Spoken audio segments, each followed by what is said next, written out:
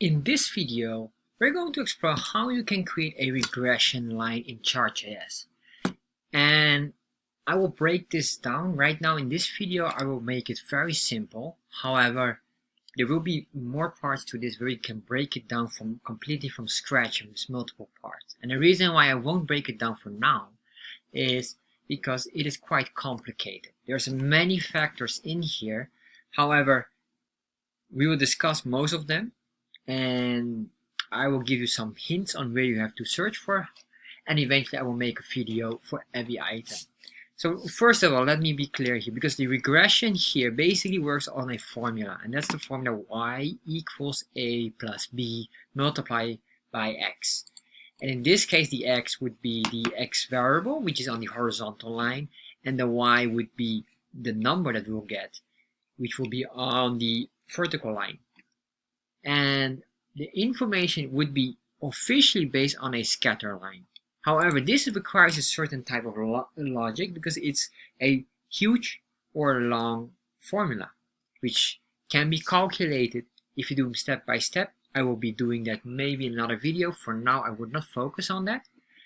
And I want to just only focus on this part here where we have the value of a equals 1 and b equals 10. Meaning, in this case, for example, here, if, and basically, let me explain, a regression line is analyzing if there's a correlation between x and y. For example, here, let's assume this is about how many hours do you learn about programming. So every time you spend 1 hour in your programming, you will increase, or basically your x will be 1, as in 1 hour in your programming, you will increase your efficiency by 10%, for example. And then eventually we'll get here a value, which is the y. Well, not 10%, but basically this formula here will create the increased value, which would be, right now I have here 1.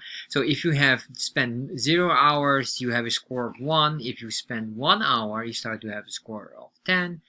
And you can see here this is 20, etc., etc. So your efficiency goes up by 10 points every single time, approximately. Of course, with this formula, it will get the official item. Right now, I have here just a hard-coded piece of code. So if you can see here, this is our scatter data. And then here down, we have our regression line data. So this is very important here. So let me explain here the skills that you need to understand. And this is why I will not be breaking down this video yet. And I have here, because it took me a while as well to figure out. So I'll tell you a few items that you need to know. Number one, you need to know how to create a chart in Chart.js, which is of course a common sense. But then also we need to know how to make a combo chart in Chart.js. Once you have the combo chart, what is the type of chart we're going to use? It's the scatter. And here you will see the line. It's the type of the line. So you need to know how to combine these. Chart.js has the documentation on how to do this. So combine the scatter. Always do scatter first and not line. Alright. And the reason why is we can change. I will show you here. We'll save this and convert these together.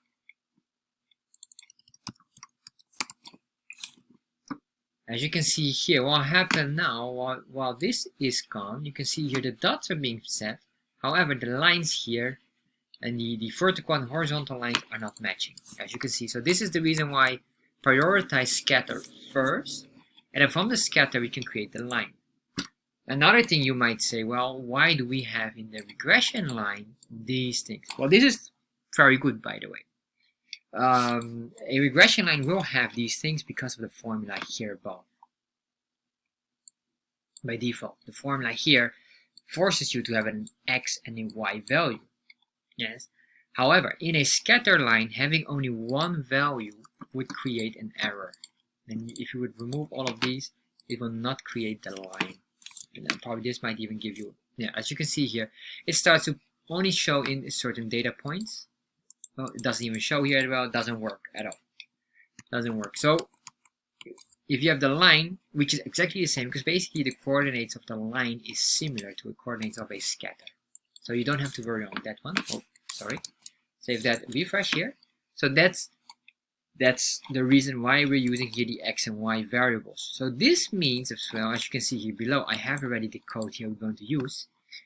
What we need to do basically is the following. We need to loop it. So how are we going to loop it? Well, we're going to loop it based on this function here, or this formula here. So we will have to create a loop here, because right now I have this hard-coded here. And this is fun to do, but it took me a while. So what I'm going to do here right now, I'm going to delete this.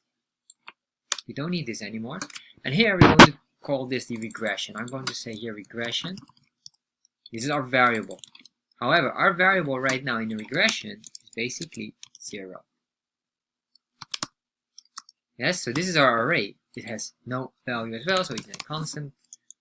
Regression equals 0. So what we need to do here is we're going to loop. We're going to look through the value that we have here. And what is basically the value? Well, the structure is this here. This will be your structure. So let's say here, I'm going to copy this piece of code, put it in here for now. So we have this structure here. However, our structure is absolutely blank. For now, there's no value here. The only thing what we do know is we know these numbers here because I already calculate them. If you don't have them, you have to calculate this. The formula is quite intensive and quite long that I had to restudy them as well. So I will be making a separate video for that. I assume if you're going to create a regression line that you should have the knowledge and the formula, at least the knowledge to calculate these numbers here. Once you know how to calculate these numbers, it's easy. Eventually, I want to make it that it will be self-sustainable, where you will have the data here converted eventually into a correct number here above, and where we get the A and the B values. However, for now, I will skip that. All right. So what we're going to do here is the following. I'm going to copy this piece of code here. I'm going to paste this in here and get them in here. All right. So what we're going to do is we have to loop it. So first of all, what we're going to do, or what is the problem? Well, now we have to make the regression line. Regression line is based on formula. This. All right. So what we need to do here is loop the values of the line. However, here we need a restriction, and the reason why we need a restriction, you can see here our x value is limited to 4. So that would mean that our restriction would be a length. So restriction of the loop length, or of x, equals 4 or 5, depending on how you want to see it. All right. So basically, we need to have here 5 loops, starting with 0, and then 1, 2, 3, 4, etc., etc. So a total of 5 data points. All right. So once it equals or surpasses the 4, we're not allowed to loop through. All right. So we've got this. You have this now, and now you probably understand the first part. So what we're going to do now is we're just going to convert this in a formula. So we have here our array. We created this array, then we create a for loop, and in this for loop we do the following. First of all, we're going to assign the I equals 0, which will be eventually the I is x in the loop here, because I cannot use x because we're going to use x already in our array or with our data in here, so we're not allowed to touch this. All right. So we cannot use a variable here, that will be confusing. So we say I. So if I is bigger or equal to, well, I say bigger, it's fine, equal to 4 right now. If that's the case, if I is smaller than 4, keep on looping. If it's not smaller than 4, stop. Or if it's greater than this number here, stop the loop. All right. So we got that. Then we say here plus.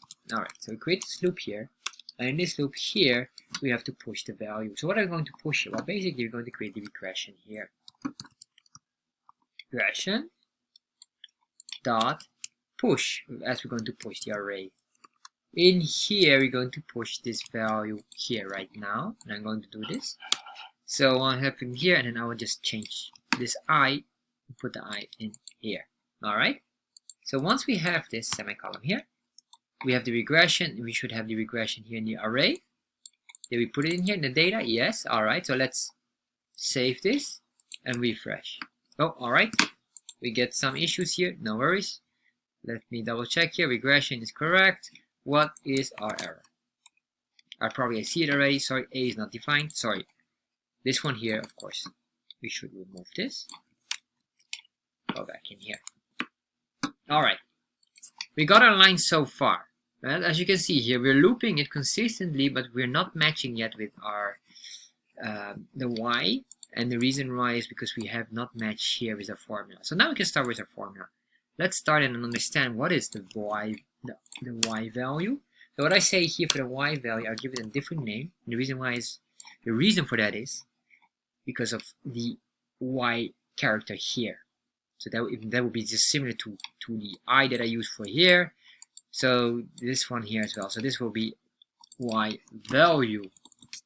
So once we have this, then now it's the question here, can we get the A inserted here? So what is the A, what is the B? Well, so far you probably, if you understand how to read this, yes, so we're going to do the following. So basically here, this is the variable.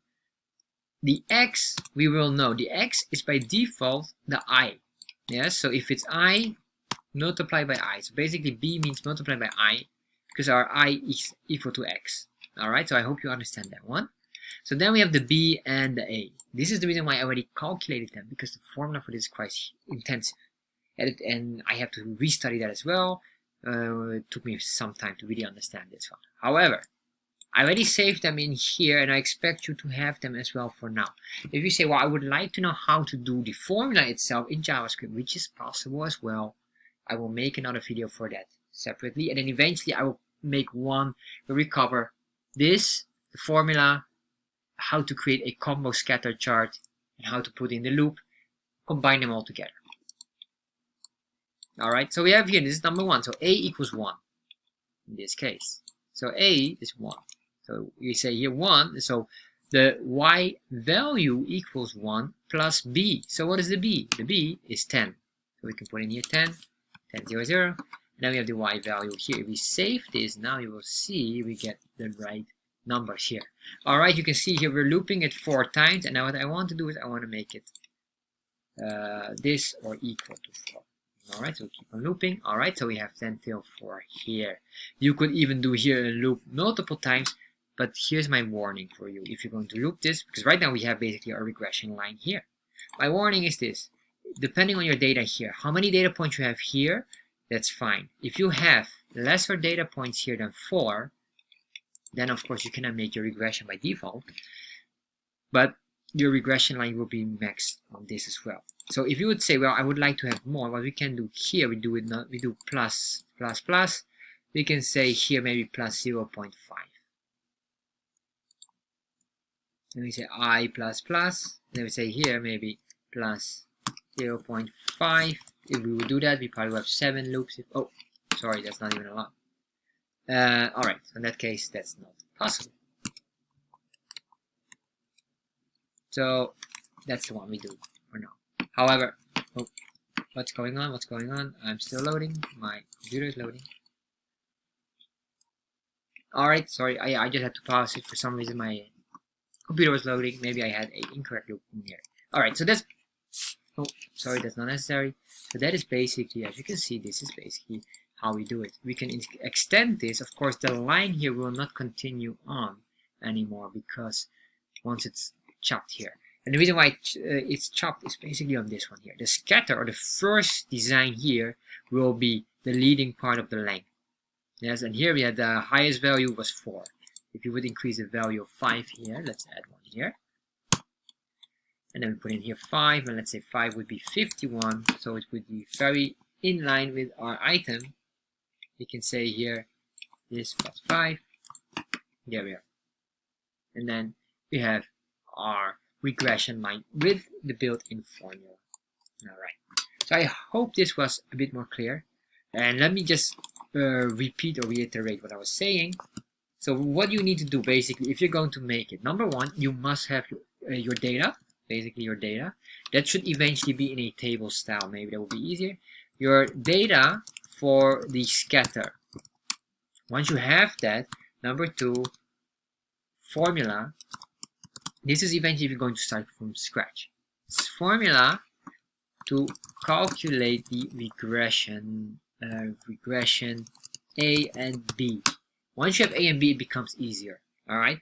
Once you have A and B numbers, values, if you have those, you can create basically your for loop already. For loop.